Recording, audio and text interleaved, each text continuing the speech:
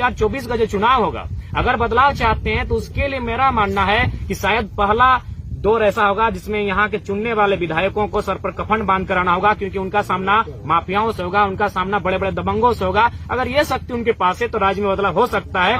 आज हम लोग भाषा की बात कर रहे हैं, इसीलिए हमारा सामना माफियाओं से नहीं हुआ है। आज हम लोग खतियान की बात कर रहे हैं, इसीलिए हमारा सामना माफियाओं से नहीं हुआ है। लेकिन आपको जानकारी होना चाहिए, ये झारखंड खनन और इंडस्ट्रियल बेल्ट में आता है। जब हम लोग कंपनियों में, कोयला के खदानों में एंट्री करेंगे, उस समय हमारा सामना कोयल माफियाओं से होगा, उस समय हमारा सामना यूपी बिहार के शूटरों से होगा।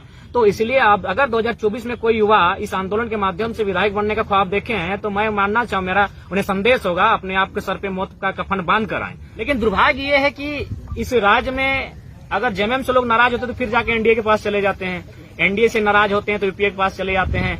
यानी मेरे हिसाब से राज्य की जनता को 2024 का जब चुनाव हो, उसमें तीसरे विकल्प को तराशना होगा, और नहीं तो फिर ये फुटबॉल के मैच की तरह होगा, गेंद एक बार उस रडार में जाएगी, उधर से किक इधर किया जाएगा, और फाइनली इस राज्य की जनता फुटबॉल की तरह खेलती रह जाएगी और मैंने इधर से उधर लुढ़कती रह। तीसरा विकल्प कौन? युवा चाहते हैं जयराम मतो मुख्यमंत्री बन जाए, तरफ से होगी युवाओं की बहुत सारी कमेंट्स आते हैं। तीसरा विकल्प देने का तो मौका था, लेकिन जयराम जी आप तो नहीं दिए। देखिए, सबसे पहला बात है कि हम लोग पहले ही बोले कि हम लोग जो भी करेंगे कहेंगे 2024 में ही फ्रेश होगा। उपचुनाव और साल डेढ़ साल के लिए हम लोग रिस्क और नहीं लेना चाहेंगे, ना हम लोग इंटरेस्ट लेना चाहेंगे। जो भी होगा 2024 में ही होगा। और बिल्कुल अगर युवा चाहें इस राज्य के तो बदलाव होने की गुंजाइश हो सकते हैं, लेकिन थोड़ी सी संभावना इसलिए कम लगती है क्योंकि कहीं ना कहीं मैंने जो अक्सर कहा है कि चुनाव के समय तक बहुत कुछ देखने और सुनने को मिलता है, लेकिन जैसे चुनाव का समय आता है कहीं ना कहीं पैसा बहुत ज्यादा हावी हो जाता है। फिलहाल जो युवा है वो कहीं ना कहीं लड़ने की, पैसा देकर चुनाव लड़ने की स्थिति में नहीं है। और दूसरी बात, 2024 का जो चुनाव होगा उसमें केवल पढ़े लिखे युवा नहीं चाहिए, बल्कि ऐसे युवा चाहिए जो अपने प्राणों की आहुति दे सके। इसलिए इस बात को मैं कह रहा हूँ क्योंकि मैं एक पीएचडी का छात्र हूँ और मैं झारखंड के भविष्य को देख पा रहा हूँ।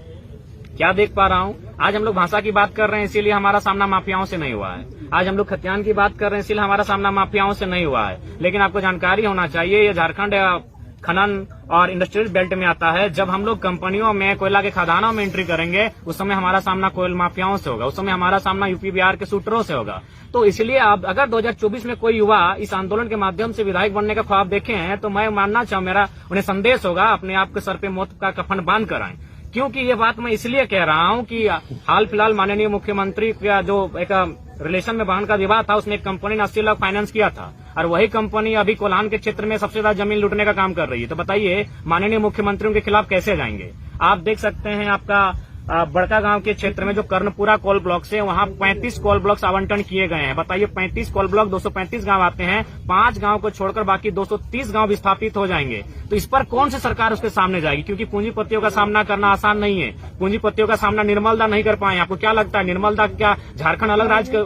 निर्मल दा को मारने में कंपनियों का भी रोल है। स्वर्ण रेखा नदी परियोजना में खुले मंच पर कहता हूँ, आपको क्या लगता है शहीद सुनील महतो ऐसे ही शहादत दिए हैं? उसमें कहीं ना कहीं जो जमशेदपुर में स्थापित कंपनियां हैं, अभी नाम मैं समय के साथ लूंगा, उनका रोल है। तो इसीलिए 2024 का जो चुनाव होगा, अगर बदलाव चाहते हैं तो उसके लिए मेरा मानना है कि शायद पहला दौर ऐसा होगा जिसमें यहाँ के चुनने वाले विधायकों को सर पर कफन बांध कराना होगा, क्योंकि उनका सामना माफियाओं से होगा, उनका सामना बड़े बड़े दबंगों से होगा। अगर ये शक्ति उनके पास है तो राज्य में बदलाव हो सकता है, और नहीं तो फिर आप कहेंगे कि जीते जी बदलाव कर सके, बिना रिस्क लिए बदलाव कर सके, ये संभव नहीं है। आप मंच देंगे, इसीलिए तो पूछा जा रहा है कि आप मंच देंगे, आप राजनीतिक पार्टी बनाएंगे, चुनाव में उतरेंगे?